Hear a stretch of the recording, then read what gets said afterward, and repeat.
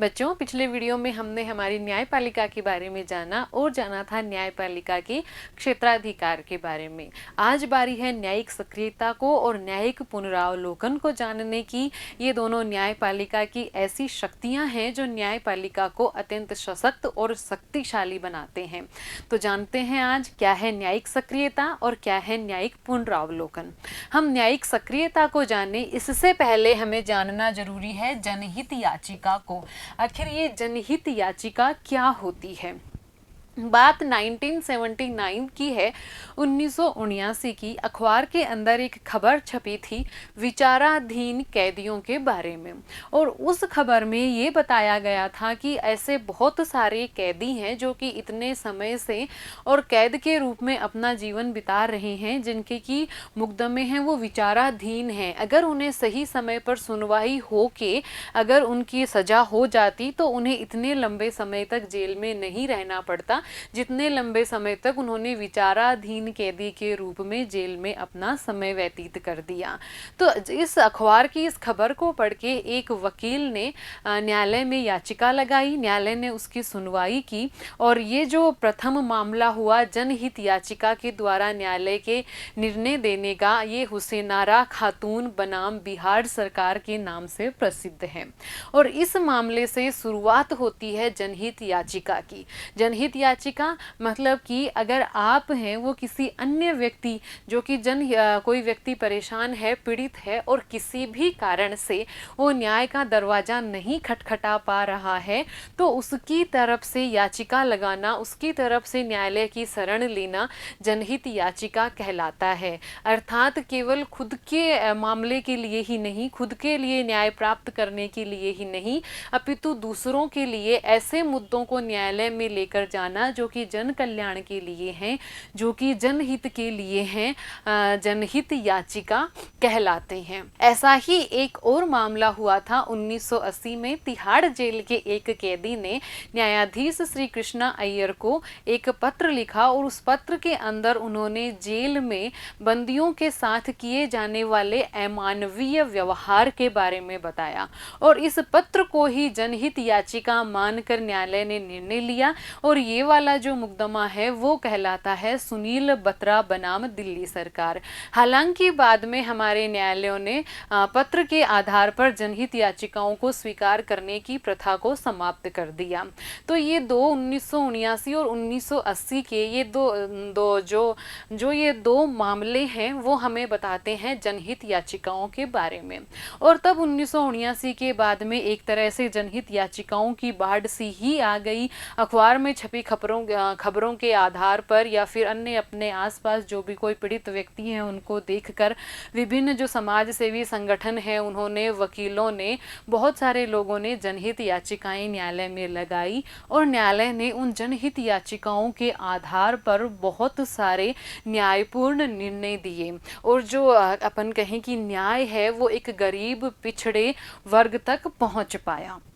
तो चलिए अब जानते हैं अपन इसके बारे में कि जनहित याचिका मतलब कानून की सामान्य प्रक्रिया में क्या होता है। कोई व्यक्ति तब अदालत जा सकता है जब उसका कोई व्यक्तिगत नुकसान हुआ हो। सामान्य प्रक्रिया यही हुआ करती थी कि भाई जब किसी व्यक्ति का नुकसान होता है, जब उसके किसी अधिकार का हनन होता है, उसके साथ कोई गलत व्यवहार किया जाता है, तो इसके लिए वो न्यायालय में जाता है। सामान्य परंपरा ये थी। 1979 में न्यायालय ने एक ऐसे मुकदमे की सुनवाई करने का फैसला लिया जिसे पीड़ित लोगों ने नहीं बल्कि उनकी ओर से दूसरों ने दाखिल किया था। चूंकि इस मामले में जनहित से संबंधित एक मुद्दे पर विचार हो रहा था, इसलिए इस जैसे अनेक मुकदमों को जनहित याचिकाओं का नाम दिया गया। जैसे कि अभी अपन ने बात की थी कि क्या होती हैं जनहित याचिकाएं, कि जिसमें जो पीड़ित पक्ष होता है वो स्वयं मुकदमे की अपील नहीं करता है, स्वयं न्यायालय में नहीं जाता है, उसकी तरफ से किसी अन्य के द्वारा न्यायालय में अपील की जाती है और उनमें जो मुद्दे होते हैं वो सामान्यतया जनहित के होते हैं। अब बात करते हैं न्यायिक सक्रियता की। तो ये न्यायिक सक्रियता क्या हुई फिर? देखिए, जनहित याचिका अपन ने समझ ली, फिर ये भी जाना कि जनहित याचिकाओं की एक तरह से बाढ़ सी आने लगी। बहुत सारे मुद्दे जनहित याचिकाओं के माध्यम से, बहुत सारे अन्याय, बहुत सारे शोषण जनहित याचिकाओं के माध्यम से न्यायपालिका के पास पहुंचने लगे और न्यायपालिका ने जनहित याचिकाओं के आधार पर बहुत सारे न्यायपूर्ण निर्णय करने भी प्रारंभ किए। तो जनहित याचिकाओं के आधार पर बहुत सारे क्षेत्रों में इस तरह की निर्णय देना, एक तरह से सुधार करना, ये न्यायिक सक्रियता कहलाया। देखते हैं 1979 के बाद जनहित याचिकाओं में वृद्धि हुई। न्यायपालिका ने अखबार में छपी खबरों और डाक से प्राप्त शिकायतों को आधार बनाकर उन पर विचार करना शुरू कर दिया। इस तरह न्यायपालिका की ये भूमिका न्यायिक सक्रियता के रूप में लोकप्रिय हुई कि अब न्यायपालिका ने क्या शुरू कर दिया, या तो उनको डाक से प्राप्त हो रही थी शिकायतें या फिर अखबार में खबरें छप रही थी, केवल कोई अपील करता तभी नहीं, इनके आधार पर भी न्यायपालिका ने अपना कार्य करना शुरू किया, विभिन्न निर्णय देने शुरू किए, सरकारों को भी निर्देश दिए इन व्यवस्थाओं को सुधारने के। तो न्यायालय की ये जो प्रक्रिया है ये कहलाई न्यायिक सक्रियता। न्यायिक सक्रियता से तात्पर्य ऐसी प्रवृत्ति से है जिसमें देश की न्यायपालिका सामाजिक और प्रशासनिक गतिविधियों को नियमित करने में शासन के अन्य अंगों से बढ़ चढ़कर भूमिका निभाने लगती है। तो क्या हुआ न्यायिक सक्रियता का तात्पर्य? कि न्यायिक सक्रियता वो प्रवृत्ति है जिसमें हमारी देश की न्यायपालिका है, उसने सामाजिक और प्रशासनिक गतिविधियों को नियमित करने के लिए शासन के अन्य अंगों से ज़्यादा बढ़ चढ़कर कार्य करना शुरू कर दिया। न्यायिक सक्रियता का राजनीतिक व्यवस्था पर क्या प्रभाव पड़ा? तो जैसा कि स्पष्ट है कि जनहित याचिकाओं के आधार पर न्यायालय ने इस तरह के निर्णय देने शुरू किए, सरकारों को भी निर्देश दिए। तो निसंदेह है जब कोई कार्य सुधारात्मक होते हैं, जब कोई पीड़ित वर्ग है उसकी सुरक्षा के लिए, उसके भले के लिए, जन कल्याण के लिए कोई निर्णय दिए जाते हैं तो उनका प्रभाव है वो सकारात्मक ही तो होगा। तो क्या हुए इसके सकारात्मक पहलू? देखते हैं कि न्याय व्यवस्था को लोकतांत्रिक बनाया। इस न्यायिक सक्रियता ने कैसे बनाया लोकतांत्रिक? कि जहाँ पहले कोई गरीब वर्ग था, पिछड़ा वर्ग था, अशिक्षित लोग, अजागरूक लोग जो कि अपने साथ हो रहे शोषण के विरुद्ध, अत्याचारों के विरुद्ध नहीं जा पाते थे न्यायालय के पास, अब जनहित याचिकाओं के माध्यम से न्याय उन तक पहुंचा। अब न्याय एक तरह से लोकतांत्रिक हुआ। अब वो भारत के हर एक व्यक्ति तक अपनी पहुंच है वो प्राप्त करने लगा था। आगे देखते हैं, कार्यपालिका उत्तरदायी बनने पर बाध्य हुई, क्योंकि जब इस तरह की घटनाओं का और न्यायपालिका ने सक्रियता से अवलोकन करना शुरू किया, उन पर निर्णय देना शुरू किया, तो इन निर्णयों ने हमारी कार्यपालिका को भी उत्तरदायी बनाया। चुनाव प्रणाली को भी ज़्यादा मुक्त और निष्पक्ष बनाने के प्रयास किए गए, क्योंकि जनहित याचिकाओं में ये मुद्दे भी उठने लगे, इसलिए ऐसे प्रयास किए गए कि जो चुनाव की प्रणाली है वो और अधिक मुक्त बने, निष्पक्ष बने, स्वतंत्र बने। न्यायपालिका ने चुनाव लड़ने वाले प्रत्याशियों को अपनी संपत्ति, आय और शैक्षणिक योग्यताओं के संबंध में शपथ पत्र देने का निर्देश दिया कि अब जो भी कोई चुनाव लड़ने वाले उम्मीदवार हैं वो अपनी आय से संबंधित, अपनी शैक्षणिक योग्यता से संबंधित शपथ पत्र देंगे। अर्थात अब मतदाता जान पाएंगे कि उनके जो उम्मीदवार हैं जो कि चुनाव में खड़े हो रहे हैं, कितनी उनकी आय है, कितने वो पढ़े लिखे हैं। तो हुए ना सकारात्मक सुधार। लेकिन इसके कुछ नकारात्मक पहलू भी हैं। जहाँ सकारात्मक पहलू हैं वहाँ कुछ कुछ नकारात्मक पहलू तो होंगे ही। देखते हैं क्या है नकारात्मक पहलू। न्यायालयों पर कार्य बोझ में बढ़ोतरी हुई। अब ये बात तो माननी ही पड़ेगी कि जनहित याचिकाओं की बाढ़ सी आई और उस बाढ़ से न्यायालयों का जो कार्यभार है उसमें बहुत अधिक बढ़ोतरी हो गई, बहुत काम बढ़ गया न्यायालयों के पास। दूसरा, न्यायिक सक्रियता से विधायिका, कार्यपालिका और न्यायपालिका के कार्यों के बीच अंतर धुंधला हो गया। अब जो न्यायपालिका है वो जैसे कि भ्रष्टाचार है उसके मुद्दे पर भी सुनवाई करने लगी, उसके लिए भी निर्देश देने लगी, उनकी भी छानबीन करने लगी। बच्चों के साथ हो रहे यौन शोषण है तो ऐसे बहुत सारे अपराधों के लिए छानबीन करने लगी, निर्णय देने लगी, कार्य करने लगी, सुझाव देने लगी, जबकि ये कार्य थे कार्यपालिका के। तो इस तरह से न्यायपालिका की इस सक्रियता के कारण जो सरकार के तीनों अंगों के अलग अलग कार्य थे, उनकी अलग अलग शक्तियां थी, जिनमें कि एक संतुलन की बात हमारे संविधान ने कही थी, अब वो अंतर धुंधला पड़ने लग गया। अब एक तरह से न्यायपालिका न्यायिक सक्रियता के माध्यम से कार्यपालिका विधायिका की भी कार्य करने लगी। न्यायालय उन समस्याओं में उलझ गया जिसे कार्यपालिका को हल करना चाहिए था। वायु और ध्वनि प्रदूषण दूर करना, भ्रष्टाचार के मामलों की जांच करना आदि ऐसे बहुत सारे कार्य थे जो कि कार्यपालिका के थे, लेकिन अब न्यायपालिका इन कार्यों में उलझ गया था। लोकतांत्रिक शासन का आधार यह है कि सरकार का हर अंग एक दूसरे की शक्तियों और क्षेत्राधिकार का सम्मान करे, लेकिन न्यायिक सक्रियता से इस सिद्धांत को आघात पहुंचा, क्योंकि अब न्यायिक सक्रियता के माध्यम से न्यायपालिका ने कार्यपालिका और विधायिका को निर्देश देना शुरू कर दिया। अब देखते हैं न्यायपालिका और हमारे अधिकार के किस तरह से न्यायपालिका अधिकारों की सुरक्षा करती है, अधिकारों की रक्षा करती है। हमारा जो दूसरा अध्याय था मूल अधिकार से संबंधित, उसमें हमने जाना था कि हमारे मूल अधिकारों की रक्षा न्यायपालिका द्वारा की जाती है। अनुच्छेद 32 है वो इस बात का प्रावधान करता है। तो अनुच्छेद 32 जहां सर्वोच्च न्यायालय को मूल अधिकारों की रक्षा के लिए रिट जारी करने का अधिकार देता है, वहीं अनुच्छेद 226 उच्च न्यायालय को मूल अधिकारों की रक्षा करने के लिए रिट जारी करने का शक्ति देता है, रिट जारी करने की एक तरह से अधिकार देता है। चलिए देखते हैं। संविधान ऐसी दो विधियों का वर्णन करता है जिससे न्यायपालिका अधिकारों की रक्षा कर सके। अर्थात संविधान में ऐसी दो विधियां हैं जिन विधियों के माध्यम से न्यायपालिका हमारे अधिकारों की रक्षा करेगी। देखते हैं विधियां। पहली विधि है रिट जारी करने की शक्ति और दूसरी विधि है किसी कानून को गैर संवैधानिक घोषित करने की शक्ति। जो पहली है रिट जारी करने की शक्ति, ये मूल अधिकारों वाले चैप्टर में अपन ने पढ़ा था कि मौलिक अधिकारों की रक्षा के लिए और जो सर्वोच्च न्यायालय है वो रिट जारी कर सकता है। कौन कौन सी रिट हैं? बंदी प्रत्यक्षीकरण, परमादेश, अधिकार प्रच्छा, प्रतिषेध और उत्प्रेषण। उत्प्रेषण और यहाँ अधिकार प्रच्छा रे और आएगा, अधिकार प्रच्छा। उसके साथ ही जो हमारा संविधान है, जो हमारा सर्वोच्च न्यायालय है, वो संविधान का व्याख्याकार भी है। ये बात भी अपन ने जानी थी कि संविधान की व्याख्या कौन करता है? संविधान की व्याख्या हमारी न्यायपालिका करती है।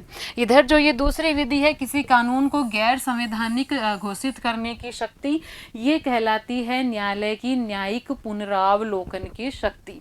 क्या होती है न्यायिक पुनरावलोकन की शक्ति? कि हमारी न्यायपालिका के पास एक ऐसी शक्ति है जिसके बलबूते न्यायपालिका विधायिका द्वारा कार्यपालिका द्वारा लागू किए गए किसी कानून को या कानून के किसी भाग को इस आधार पर गैर संवैधानिक घोषित कर सकती है कि उसमें संविधान के प्रावधानों के अनुरूप कार्य नहीं हो रहे हैं, कि उसका जो निर्माण है वो संविधान के प्रावधानों के अनुरूप नहीं है, और गैर संवैधानिक घोषित होने पर ऐसे कानून या कानून के किसी भाग को शून्य घोषित किया जा सकता है।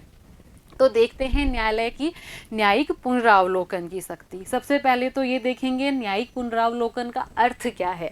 न्यायिक पुनरावलोकन का अर्थ है सर्वोच्च न्यायालय किसी भी कानून की संवैधानिक जांच कर सकता है। सर्वोच्च न्यायालय है वो किसी भी कानून की जांच कर सकता है, और यदि वह संविधान के प्रावधानों के विपरीत हो तो न्यायालय उसे गैर संवैधानिक घोषित कर सकता है। दो मामले हैं। मूल अधिकारों के मामले में तो ये मूल अधिकारों की रक्षा करता है, और संघीय संबंधों के मामले में शक्ति के विभाजन की योजना की रक्षा करता है। जो संघीय मामले हैं, हमारे संघीय मामले अर्थात हमारा जो संघात्मक शासन प्रणाली है उससे जुड़े हुए मामले, हमारे संविधान में शक्तियों का विभाजन किया गया है राज्य सरकारों के बीच और केंद्र सरकारों के बीच। तो हमारा जो न्यायपालिका है हमारी उस शक्ति विभाजन के सिद्धांत की रक्षा करती है। किस माध्यम से? संघीय मामलों के संबंध में, अर्थात मूल अधिकार के मामले में और संघीय संबंधों के मामले में न्यायिक पुनरावलोकन का उपयोग है हमारी न्यायपालिका द्वारा किया जाता है। अब देखते हैं न्यायिक सक्रियता और न्यायिक पुनरावलोकन के परिणाम। क्या परिणाम रहे न्यायिक सक्रियता के, क्या परिणाम रहे न्यायिक पुनरावलोकन के। इन दोनों ने ही सर्वोच्च न्यायालय को अत्यंत शक्तिशाली बनाया है, न्यायिक सक्रियता ने भी और न्यायिक पुनरावलोकन ने भी। ये तो अपन ने जान ही लिया अभी अभी। न्यायिक सक्रियता मतलब बढ़ चढ़कर न्यायालय अब का कार्य कर रहा है। जो पीड़ित वर्ग हैं, जो कि गरीब वर्ग है, वंचित वर्ग है, शोषित वर्ग है, उसके लिए कार्य कर रहा है। तो न्यायिक सक्रियता के माध्यम से, न्यायिक पुनरावलोकन के माध्यम से पर्यवेक्षण कर रहा है कार्यपालिका और विधायिका के कार्यों का, उनके द्वारा बनाए गए कानूनों का, और गैर संवैधानिक प्राप्त होने पर उनको रद्द करने के अधिकार प्राप्त कर लेता है। तो हुई ना शक्तिशाली हमारी न्यायपालिका। तो इन दोनों के माध्यम से, न्यायिक सक्रियता और न्यायिक पुनरावलोकन के माध्यम से हमारे सर्वोच्च न्यायालय है वो बहुत शक्तिशाली बन गया है। इसके द्वारा न्यायपालिका प्रभावी ढंग से संविधान की रक्षा करती है और नागरिकों के अधिकारों की रक्षा भी करती है। जनहित याचिकाओं ने नागरिकों के अधिकारों की रक्षा करने की न्यायपालिका की शक्ति में बढ़ोतरी की है। इसके बारे में बात अपन ने कर ही ली थी कि जनहित याचिकाओं के माध्यम से अब नागरिकों तक न्याय की पहुंच बढ़ी है। न्यायिक सक्रियता के माध्यम से न्यायपालिका ने अनेक मुद्दों पर विचार किया, जैसे कि जेल के अंदर पुलिस द्वारा कैदियों की आंखें फोड़ना, पत्थर की खदानों में काम करने की अमानवीय दशा, बच्चों का यौन शोषण, ऐसे बहुत सारे मामले हैं जिनका कि अपने न्यायपालिका है, इन्होंने इनकी सुनवाई की, इन पर निर्णय दिए।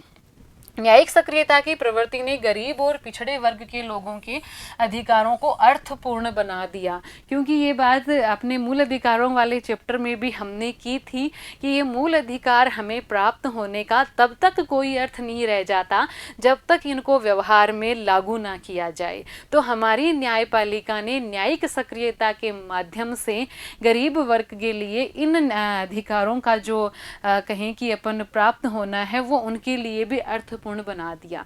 अब गरीबों के अधिकारों की भी रक्षा हो रही है, तो उन्हें भी समझ में आ रहा है कि हमें भी कुछ अधिकार मिले हैं हमारे संविधान से। राजनीतिक व्यवहार वर्ताव से संविधान को नकारने वाली प्रवृत्तियों पर भी रोक लगी है। बहुत सारे ऐसे राजनीतिज्ञ थे जो कि पहले संविधान को ठेंगा दिखाया करते थे। अब न्यायिक सक्रियता के माध्यम से ऐसे वर्ताव पर कमी आई है, ऐसे वर्ताव पर एक तरह से प्रतिबंध लगना शुरू हुआ है न्यायिक सक्रियता से। अब बात करते हैं न्यायपालिका और संसद की, कि न्यायपालिका और संसद के आपसी रिश्ते क्या हैं। तो देखिए, न्यायपालिका और संसद यानी कि विधायिका और कार्यपालिका, ये तीनों ही अंग आपस में एक दूसरे की शक्तियों का संतुलन तो करते ही करते हैं, लेकिन एक अच्छी शासन व्यवस्था के लिए इनमें सहयोग और सामंजस्य भी होना आवश्यक है। लेकिन हमारी न्यायपालिका और संसद के मध्य टकराव है वो हमारा संविधान लागू होने के बाद कुछ ही वर्षों में सामने आने लग गया था। कैसे आने लग गया था? जैसे ही हमारा संविधान लागू हुआ, लागू होने के तुरंत बाद में भूमि सुधारों के कारण जमींदारी उन्मूलन प्रथा के तहत संपत्ति का अधिकार, जो कि हमारा मूल अधिकार था, कौन सा अधिकार? संपत्ति का अधिकार हमारा मूल अधिकार था, इसमें संशोधन किया गया। अर्थात भू सुधार कानून के लिए, यानी कि बहुत जो बात की थी पहले भी अपन ने, जमींदारी उन्मूलन प्रथा थी जिसमें कि जो बड़ी बड़ी जमींदार थे उनकी भूमि का अधिग्रहण किया गया था, किसानों को उनकी जमीनें लौटाई गई थी, तो जो संपत्ति के अधिकार का उनका हनन हो रहा था। इसका अपन ने अच्छे से अध्ययन किया था दूसरे चैप्टर में, जब अपन नीति निर्देशक तत्व और मूल अधिकारों की आपस में तुलना कर रहे थे। एक बार फिर उसी का दोहरान कर लेते हैं अपन। तो संपत्ति का अधिकार मूल अधिकार है। न्यायपालिका का ये कहना था, न्यायपालिका ने कहा कि संपत्ति का अधिकार मूल अधिकार है और मूल अधिकारों में संसद कोई भी परिवर्तन नहीं कर सकती, संसद कोई भी कटौती नहीं कर सकती। लेकिन बाद में संसद ने संविधान संशोधन कर दिया, संपत्ति के अधिकार को कम कर दिया गया। फिर बाद में हमारी जो न्यायपालिका है उसने ये निर्णय दिया कि संसद को संविधान में संशोधन करने का अधिकार है, जिसमें मूल अधिकार भी शामिल हैं। फिर थोड़े वक्त बाद में अपने जो ये निर्णय था इसको बदल दिया न्यायपालिका ने, और ये निर्णय दिया कि संविधान के किसी भाग में संशोधन संसद कर सकती है, लेकिन मूल अधिकारों में कमी नहीं कर सकती, मूल अधिकारों को जनता से छीन नहीं सकती। और आपस में ये टकराहट लहर चलता रहा और इस टकराव का अंत होता है 1973 में। 1973 में अपन ने बात की थी केशवानंद भारती जो कि एक केशवानंद भारती थे, जो कि एक मठ के मठाधीश थे। उनके भी मठ के पास बहुत सारी भूमि थी और उस भूमि का भूमि सुधार कानून के तहत अधिग्रहण किया जा रहा था। तो इसके खिलाफ उन्होंने न्यायालय में याचिका लगाई थी कि उनके संपत्ति के अधिकार का हनन हो रहा है, और उस आधार पर सर्वोच्च न्यायालय ने निर्णय दिया और उस निर्णय में एक सिद्धांत निकल कर आया था जिसे कहा जाता है मूल ढांचे का सिद्धांत या बुनियादी ढांचे का सिद्धांत या मूल संरचना का सिद्धांत। तीनों एक ही सिद्धांत के नाम है। इसके तहत न्यायालय ने ये निर्णय दिया था कि संसद है वो संविधान के किसी भी भाग में संशोधन कर सकती है, किसी भी भाग में जिसमें मूल अधिकार भी शामिल हैं, लेकिन इससे संविधान का मूल ढांचा प्रभावित नहीं होना चाहिए। तो इसमें जो निर्णय हुआ केशवानंद भारती मामले में, इसमें उन्होंने जो संपत्ति का अधिकार था उसको मूल ढांचे के अंतर्गत नहीं माना और उसको उन्होंने संविधान में संशोधन योग्य, परिवर्तन करने योग्य माना। लेकिन एक और महत्वपूर्ण बात जो न्यायपालिका ने इस निर्णय के अंतर्गत रखी वो ये कि मूल ढांचे को परिभाषित करना और कौन सा विषय मूल ढांचे के अंतर्गत होगा और कौन सा बिंदु मूल ढांचे के अंतर्गत नहीं होगा, इस बात का निर्णय न्यायपालिका करेगी। अर्थात मूल ढांचे को परिभाषित करने का अधिकार केवल न्यायपालिका को है। तो ये है न्यायपालिका और संसद का टकराव। एक बार यहाँ भी देख लेते हैं अपन। संविधान लागू होने के तुरंत बाद संपत्ति के अधिकार पर रोक लगाने की संसद की शक्ति पर विवाद हुआ भूमि सुधार कानून के तहत। टकराव के बिंदु क्या थे कि निजी संपत्ति के अधिकार का दायरा क्या है, मौलिक अधिकारों को सीमित, प्रतिबंधित और समाप्त करने की संसद की शक्ति क्या है, संसद द्वारा संविधान संशोधन करने की शक्ति का दायरा क्या है, क्या सरकार नीति निर्देशक तत्वों को लागू करने के लिए मौलिक अधिकारों को प्रतिबंधित करे। तो ये सारे के सारे संसद और न्यायपालिका के मध्य टकराव के बिंदु थे। अब आता है केशवानंद भारती मामला, जिसकी अपन ने बात की थी। 1973 में सर्वोच्च न्यायालय ने निर्णय दिया और उस निर्णय में मूल ढांचे का सिद्धांत निकल कर आया। संपत्ति के विवादित मुद्दे को मूल ढांचे से बाहर रखा गया, लेकिन कौन सा मुद्दा ढांचे का हिस्सा होगा और कौन सा नहीं, ये निर्णय करने का अधिकार सर्वोच्च न्यायालय ने अपने पास रखा। आगे अपन देखते हैं कि आज भी ऐसे कौन कौन से बिंदु हैं जिनके आधार पर हमारी न्यायपालिका और हमारी संसद के बीच में टकराव होते हैं। तो देखते हैं वो बिंदु कौन कौन से हैं। देखिए, न्यायिक सक्रियता के कारण और न्यायिक पुनरावलोकन के कारण हमेशा संसद को, हमेशा कार्यपालिका को ये शिकायत रहती है कि जो न्यायपालिका है वो उनके कार्यों में अनावश्यक हस्तक्षेप कर रही है, अवांछनीय हस्तक्षेप कर रही है, उनके क्षेत्राधिकार का अतिक्रमण कर रही है। इसके बाद टकराव के ये भी बिंदु हैं कि जो मान लीजिए संसद के अंतर्गत और किसी सांसद को दंडित किया गया है, तो क्या वो उसके विरुद्ध न्यायालय में शरण ले सकता है, न्यायालय की सहायता प्राप्त कर सकता है। देखते हैं टकराव के बिंदु। क्या न्यायपालिका विधायिका की कार्यवाही का नियमन और उसमें हस्तक्षेप कर उसे नियंत्रित कर सकती है? कि क्या न्यायपालिका है वो व्यवस्थापिका की जो कार्यवाही है उसका नियमन कर सकती है या फिर उसका हस्तक्षेप कर सकती है? सदन के किसी सदस्य के विरुद्ध स्वयं सदन द्वारा यदि कोई अनुशासनात्मक कार्यवाही की जाती है तो क्या वह सदस्य न्यायालय से सुरक्षा प्राप्त कर सकता है? कि सदन ने ही उसको दंडित किया है तो उसके खिलाफ क्या वो न्यायालय में अपील कर सकता है? अनेक अवसरों पर संसद और राज्यों की विधानसभाओं में न्यायपालिका के आचरण पर उंगली उठाई जाती है, जबकि हमारे संविधान में इस बात का प्रावधान है। ये हमने पिछले वीडियो में भी पढ़ा था कि न्यायपालिका की स्वतंत्रता के लिए कौन कौन से प्रावधान हमारे संविधान में किए गए हैं। तो उसमें एक ये प्रावधान किया गया था कि जो हमारी न्यायपालिका है, इसके जो न्यायाधीश हैं उनके व्यक्तिगत आचरणों पर, व्यक्तिगत कार्यों की आलोचना नहीं की जा सकती। लेकिन फिर भी हमारी संसद में भी और विधानसभाओं में भी हमारी न्यायपालिका के आचरण पर उंगली उठाई जाती है। दूसरा, न्यायपालिका ने भी अनेक अवसरों पर विधायिका की आलोचना की है और उन्हें विधायी कार्यों के संबंध में निर्देश दिए हैं, जिसको विधायिका ने अपनी गरिमा के अनुकूल अनुकूल नहीं माना, उन्होंने इसको अपनी संप्रभुता का हनन माना। तो ये आज भी हमारी संसद और न्यायपालिका के मध्य टकराव के बिंदु हैं। लेकिन फिर भी अपन कहें कि न्यायपालिका ने न्यायिक सक्रियता और न्यायिक पुनरावलोकन के माध्यम से एक बहुत ही महत्वपूर्ण, एक बहुत ही सकारात्मक भूमिका का निर्वाह किया है। तो चलिए अब लेते हैं इसके क्वेश्चन आंसर। पहला प्रश्न है, जनहित याचिका का क्या तात्पर्य है। इसके बारे में अपन ने बहुत अच्छे से जाना है कि इसमें जब किसी अन्य पक्ष के द्वारा पीड़ित व्यक्ति के अलावा कोई और न्यायालय में अपील करता है और वो मुद्दा जनहित से संबंधित होता है, जन कल्याण से संबंधित होता है, तो उसे जनहित याचिका कहा जाता है। न्यायालय की न्यायिक पुनरावलोकन की शक्ति से क्या आशय है। न्यायालय की न्यायिक पुनरावलोकन की शक्ति अर्थात न्यायालय कार्यपालिका के विधायिका के किसी भी कानून को इस आधार पर गैर संवैधानिक घोषित कर सकता है कि वो संविधान के प्रावधानों के अनुरूप नहीं है। न्यायपालिका एवं संसद के मध्य टकराव के मुख्य बिंदु कौन कौन से हैं, अभी अभी अपन ने पढ़ा है। बहुत अच्छे से आप इसका उत्तर लिख सकते हैं। धन्यवाद।